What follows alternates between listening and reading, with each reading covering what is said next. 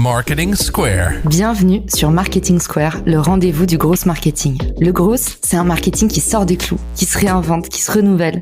C'est aussi un mindset qui repose sur l'envie de se dépasser, de se détacher de ses opinions une bonne fois pour toutes et d'apprendre en continu. Si tu te reconnais dans cette description, que tu sois débutant ou expert, abonne-toi. Ce podcast va devenir ton meilleur allié. Vous êtes une marque ou une entreprise qui cherchez à étendre votre portée sur les réseaux sociaux ou bien un créateur de contenu à la recherche de partenariats? Richmaker est là pour vous aider. Cette plateforme de mise en relation entre marques et influenceurs spécialisée en B2B est conçue pour vous permettre de toucher de nouvelles audiences à moindre coût. Avec Richmaker, vous pouvez trouver les partenaires idéaux pour votre prochaine collab en un clic. Rendez-vous sur Richmaker pour faire le plein d'idées et développer ce levier inexploité qu'est le partenariat. Bon épisode à tous! Bonjour à tous et bienvenue dans ce nouvel épisode de Marketing Square. Aujourd'hui, on va parler de lancer sa marque, mais lancer sa marque avec beaucoup de contraintes et zéro budget. J'ai le plaisir de recevoir Hélène Aubier de la marque EH. Hélène, bienvenue dans le podcast. Merci Caroline. On se connaît depuis un bail toutes les deux et un truc que j'ai toujours admiré chez toi et déjà quand tu étais salariée aux US à New York, c'est que tu es toujours hyper combative et qu'à partir du moment où il y a une difficulté, tu vas chercher une solution. Je suis trop contente qu'aujourd'hui, tu nous donnes tes meilleures recettes. Hélène, est-ce que tu peux nous présenter EH en quelques mots? Alors EH, c'est une marque de CBD que j'ai lancée à côté de mon activité professionnelle et la différenciation des autres marques qu'il pourrait y avoir sur le marché de CBD, c'est qu'on se veut haut de gamme et premium pour justement être à l'opposé de la mauvaise image que peut avoir le CBD en France. Donc là, on voit déjà que tu as un peu le cumul des mandats. Donc tu nous dis, j'étais salariée au moment où j'ai lancé ma marque. On parle d'une marque de CBD, donc un marché plein de contraintes et plein de restrictions. Et puis aussi, un marché qui est en train de s'ouvrir, mais au final, où il faut quand même encore pas mal éduquer les gens. Est-ce que tu as rencontré d'autres difficultés sur ton chemin quand tu as dû lancer ta marque? Oui, parce qu'en fait, quand tu lances une marque, notamment dans le CBD, tu es interdit de faire tout ce qui va être publicité sur Facebook ou Instagram. Donc nous, c'est là où on a dû trouver d'autres façons de faire et en plus, vu qu'on avait zéro budget, et c'est un peu là où je veux vous donner les clés et la méthode de comment j'ai réussi pour aujourd'hui, donc après 2 ans d'activité en side project, c'est là où on a réussi à lancer un chiffre d'affaires de plus de 250 000 euros avec une entreprise qui est rentable et qui s'autofinance avec zéro prêt ou subvention. Donc impatiente de vous partager tout ça. Hyper costaud. Et d'ailleurs, pour couronner le tout, tu as lancé ça en plein Covid. En effet, en plein Covid. Donc, l'avantage, c'est qu'en fait, on avait plus de temps. J'ai lancé ça pendant mon temps libre que j'avais. La petite histoire, c'est que je me suis amusée, entre guillemets, à faire Paris en vélo pour aller déposer les différents produits un à un aux différents influenceurs ou ambassadeurs dont on va parler que j'ai pu rencontrer. Donc, c'était vraiment quelque chose de personnalisé qui m'a permis de respirer pendant ce Covid et de sortir de chez moi un petit peu. Génial. Donc, tu as appliqué à la lettre les conseils de Paul Graham qui disait « Do things that don't scale ». Commencez par faire des choses à la main, à très petite échelle. Donc, Hélène, elle dit en fait, j'ai fait de l'ultra-personnalisation. J'ai été coursier personnel pendant le Covid. C'est parti pour la méthode, Hélène. Du coup, par quoi tu commences à partir du moment où tu as l'idée de EH, tu rencontres tes cofondatrices. Qu'est-ce qui se passe? C'est quoi l'équipe de départ? C'est quoi tes premières priorités? Et c'est quoi ta première marche sur le podium? Donc, en gros, on a commencé à se dire, tiens, si on faisait une campagne Ulule avec Élise et Juliette. Donc Juliette, elle s'occupait de toute la partie DA. On a lancé une campagne donc de crowdfunding, c'est-à-dire qu'on la met en ligne, les personnes commandent tes produits en amont et tu vas pouvoir récolter l'argent et le financement et les quantités exactes à produire. Donc c'est de cette façon-là qu'on a produit nos huiles en 5%. Avec ça, on a fait les colis chez moi. Donc c'était vraiment comme quand tu dis tu lances ton entreprise dans ton garage. Là, c'était dans mon appartement et on a procédé à tous les envois nous-mêmes. Et c'est avec cette première partie qu'on a pu récolter l'argent et lancer ensuite nos autres produits qui sont les huiles de 10 et 20%. Génial. Donc, tu commences petit, tu commences à la main. Justement, sur la partie crowdfunding, pour ceux qui suivent le podcast, je vous remets dans les ressources de l'épisode. On a fait un numéro entier sur ce sujet avec un expert de la campagne de crowdfunding. Est-ce qu'en 2-3 mots, Hélène, tu peux nous partager les apprentissages de ta campagne? Toi, tu es passée par Ulule. Combien de temps ça prend? Est-ce que vous avez réuni beaucoup? Est-ce que tu as été agréablement surprise, parfois déçue? Je veux bien ton retour à chaud sur une campagne de crowdfunding. Généralement, ça prend, on va dire, 1 mois. Il faut la préparer et en fait, tu dois contacter ton premier cercle pour que ça fonctionne. Si ton premier cercle explose, t'es identifié par Ulule pour qu'ils te mettent dans leur newsletter. Et donc là, ça va enchaîner un effet, on va dire, domino pour augmenter les ventes parce que tu vas être visible sur leur page. Par exemple, nous, on était visible sur la numéro 1 bien-être et ensuite, du coup, augmenter la visibilité sur le secteur de Ulule et ensuite, du coup, tes ventes. Génial. Donc, tu nous dis le hack principal, en fait, à ce moment-là, pour créer l'effet boule de neige sur la campagne crowdfunding, le truc à comprendre, c'est le cercle 1 amène le reste. Le cercle 1 amène le reste et ensuite, ça va être le cercle 2, la communauté Ulule. Et si toi, tu peux en cercle 3 amener des influenceurs qui vont accélérer la visibilité de ta marque, c'est ce qui est le mieux. Ok, génial. Et comment tu as activé ton cercle 1? Alors du coup, là, c'était encore une fois un peu à la main où j'avais créé des groupes de mon entourage. Les personnes savaient que j'allais poster la campagne Ulule tel jour à telle heure, on va dire. C'était un dimanche matin. Une fois que c'était en ligne, tout le monde a commandé en même temps et leur algorithme, en fait, le plus de ventes que tu as en très peu de temps, le mieux tu apparais dans les rankings et tu es visible. Moi, j'adore tes astuces à la main. En tout cas, on sent que tu es vraiment les mains dedans, Hélène. Et ça, c'est un truc que j'adore chez toi. Tu étais déjà d'ailleurs comme ça quand tu étais employée, à aller chercher les petits trucs, à persévérer. Donc, merci de nous avoir livré tes meilleurs secrets pour la campagne de crowdfunding. Pour ceux qui veulent aller plus loin, je vous mettrai l'épisode complet dans les ressources de l'épisode. Et on est déjà à l'étape numéro 2. Cette campagne de crowdfunding, tu l'amènes. Et qu'est-ce qui se passe dans les jours, les semaines qui suivent? Ensuite, en fait, j'ai été contactée par Choose, qui nous a vus sur Ulule, justement. Choose, c'est une application qui permet de dénicher des marques, on va dire, un peu cool. Et on a été mis en vente en décembre 2020, puisque c'était il y a 2 ans et demi. Et en une semaine, en fait, on a fait 18 000 euros de chiffre d'affaires. Et là, entre guillemets, sans rien faire, puisque c'était via leur communauté à eux.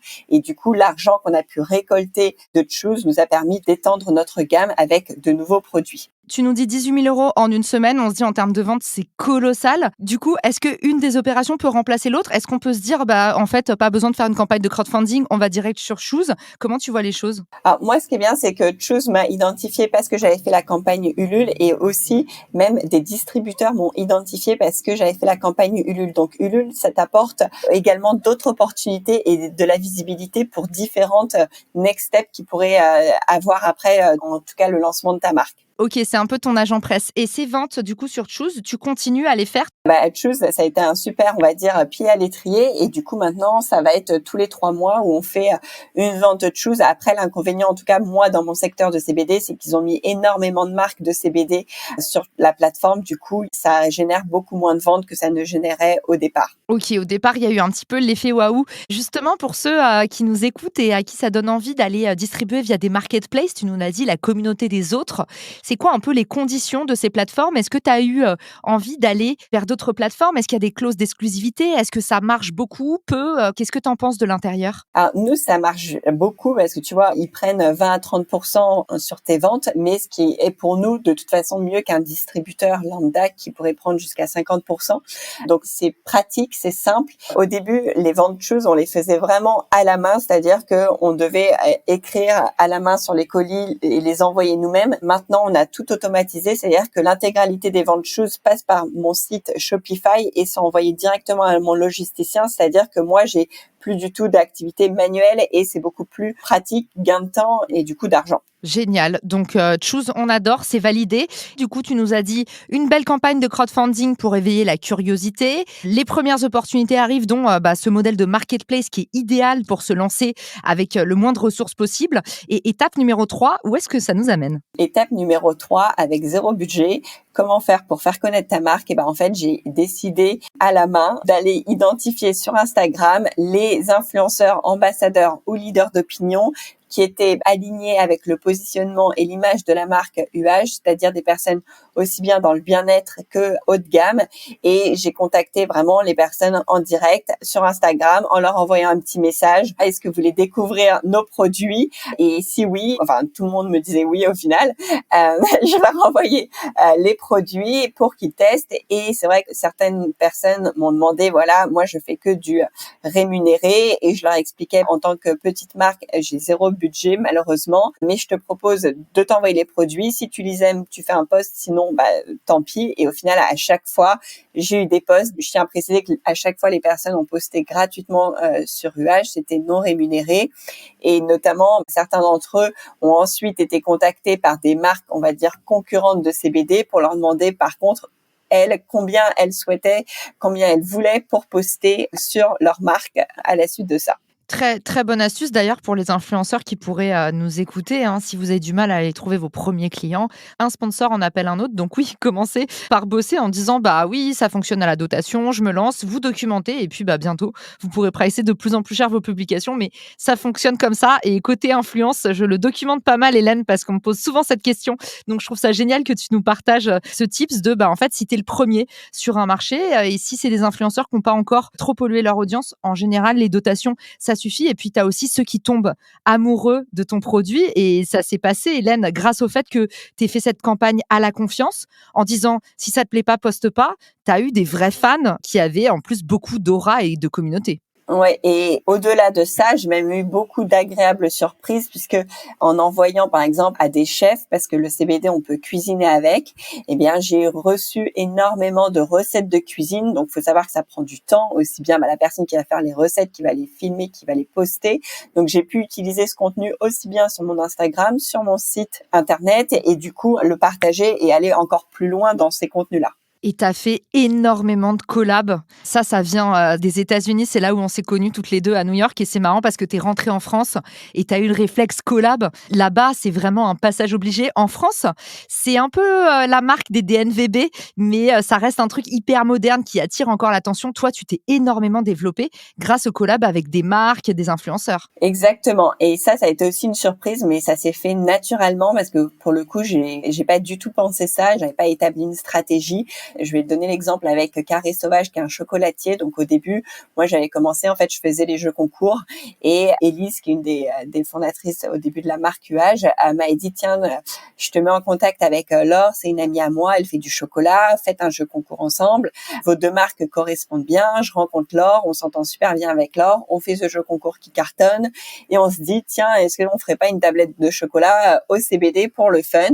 Et c'est parti de là et nous voilà à couler les tablettes de chocolat au CBD et à vendre notre première tablette qui a cartonné. Et maintenant, on fait des ateliers de chocolat. Faites votre propre tablette de CBD et ça cartonne et on continue. Donc ça, ça n'est qu'un exemple parmi tant d'autres que j'ai pu continuer de la même façon. Et ça a permis aussi bien de la visibilité pour elle sur ma communauté et pour moi via sa communauté. Donc l'objectif, c'est aussi bien de déterminer les bons acteurs qui soient alignés en termes de cible, de positionnement, puisque moi, en étant dans le bien-être haut de gamme, j'ai réussi à collaborer avec des personnes qui sont aussi sur ce segment-là.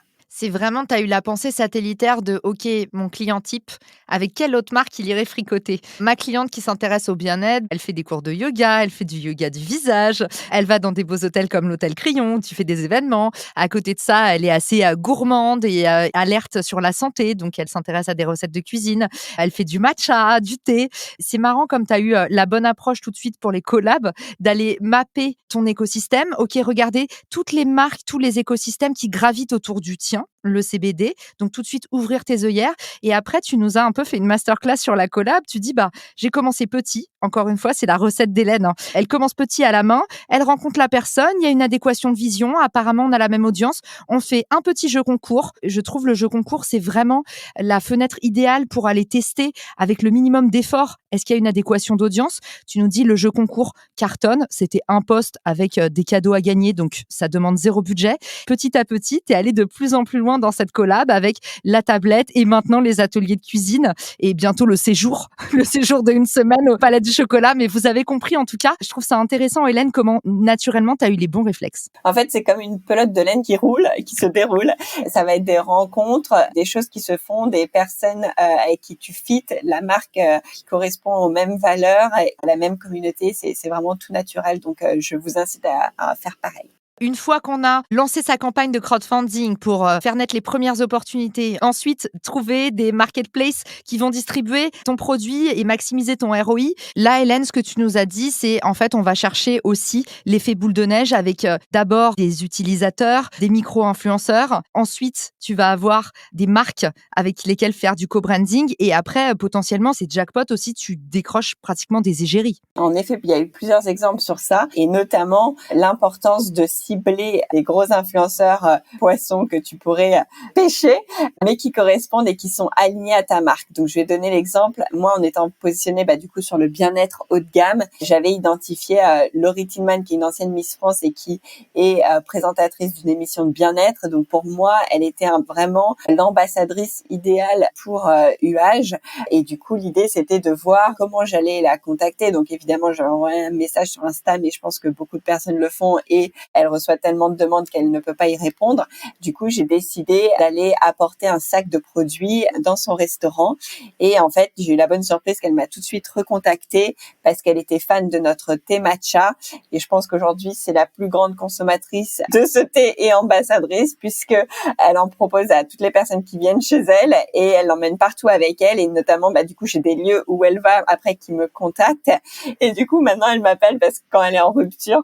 Et donc, c'est vraiment là la force où quand tu arrives à identifier des personnes qui sont alignées avec ta marque et ton positionnement et tu sais que tes produits vont leur faire plaisir, vont leur faire du bien. Et bien, en fait, c'est comme ça qu'ils vont, en tout cas, parler de toi gratuitement et que ça va, en tout cas, te faire grandir toi aussi. Ouais, et en fait, rien ne remplace le vrai amour, hein. Le pouvoir de la recommandation, c'est en fait quand vous transformez ces influenceurs en ambassadeurs parce que, Hélène, vous le savez maintenant, elle prend son vélo et puis, oui, Laurie, il te manque un truc, il y a pas de problème. Et en fait, quand tu es avec des gens comme ça, dans des relations où ils sentent que, genre, la cofondatrice, elle est prête à tout pour que le truc, il cartonne et elle est tout le temps en train d'avoir envie de te surprendre, te faire plaisir, elle est tout le temps disponible, évidemment que t'es pas en train de dire, je vais lui pricer 500 balles à chaque fois que je recommande son produit. Donc ça, c'est important aussi. C'est vrai que ça reste des relations entre humains. Et souvent, quand on parle d'influence en ligne et de gros influenceurs, on oublie qu'en fait, tout le monde est pareil et que même les gros influenceurs, quand tu les fais se sentir importants, quand tu es tout le temps dispo, sympa et que tu les touches, eux,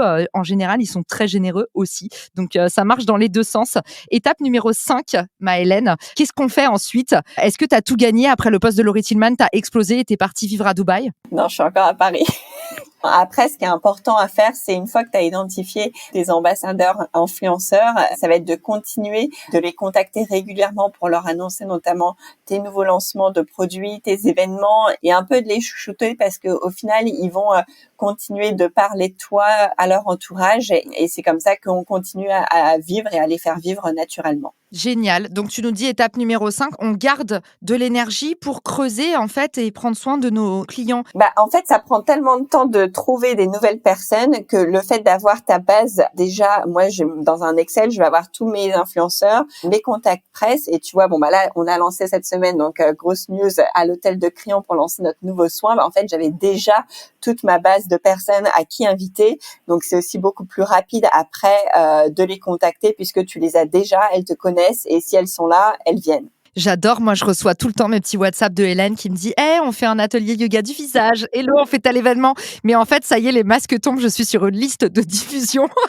Et c'est comme ça que tu crées un peu naturellement ton effet boule de neige. Pour le reste, Hélène, est-ce que tu as des choses à nous recommander pour tous ceux qui nous écoutent et qui sont en train de lancer leur marque, qui vont suivre ta méthode? Est-ce que tu as un petit glaçage en extra à nous détailler aujourd'hui? Le premier, ça serait un peu le concept test and learn qu'on m'a beaucoup enseigné chez Estée Lauder pour qui j'ai travaillé. Donc, quand t'es pas sûr de quelque chose, teste-le rapidement et analyse. Et aussi ce qu'on appelle fail fast, si ça loupe rapidement. Donc moi, je m'étais posé pas mal de questions sur la distribution et en 2 mots, étant une marque que je voulais un positionnement haut de gamme, je me posais la question de rentrer en pharmacie ou pas.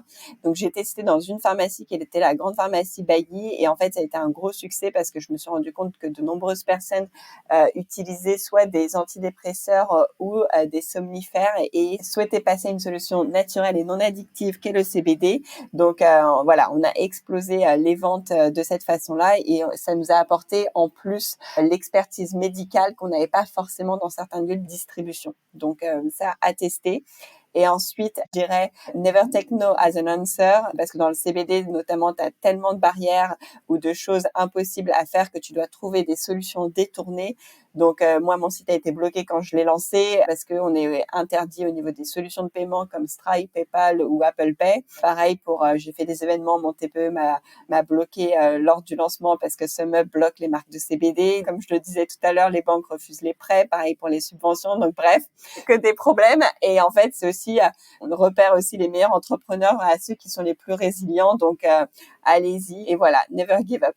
En tout cas, Hélène, j'étais ravie de te recevoir dans cet épisode. Moi, je suis fan de UH, tu le sais très bien, et j'en parle souvent. Je sais que tu es en pleine levée de fonds, donc c'est l'occasion, si on a des auditeurs qui sont investisseurs ou qui connaissent des gens qui investissent et qui souhaitent en savoir plus sur une marque hyper prometteuse, lancée par une nana qui a un talent d'enfer, un très bon relationnel et surtout une persévérance de dingue. Où est-ce que, Hélène, on peut te retrouver et se renseigner sur ta levée de fonds? Pour UH, vous pouvez me retrouver sur Instagram et sur le site internet uh.co. Et pour la levée de fonds, vous pouvez me suivre sur LinkedIn. Donc, c'est Hélène Aubier. N'hésitez pas à me contacter si vous voulez investir dans le bien-être pour la marque française de CBD haut de gamme. Oh là là, on dirait qu'elle a fait ça toute sa vie. Merci Hélène. Et puis, si vous avez envie d'aller lui envoyer de la force sur LinkedIn, vous savez où la retrouver également. On fera un petit post pour annoncer la sortie de l'épisode. On prendra toutes vos questions et on vous attend nombreux. Merci Hélène d'avoir été avec moi. Merci à tous pour votre écoute et je vous dis à très vite pour un nouvel épisode. Ciao! Si cet épisode te plaît, tu peux le partager en me taguant ou lui laisser 5 étoiles sur Apple Podcast. Marketing Square.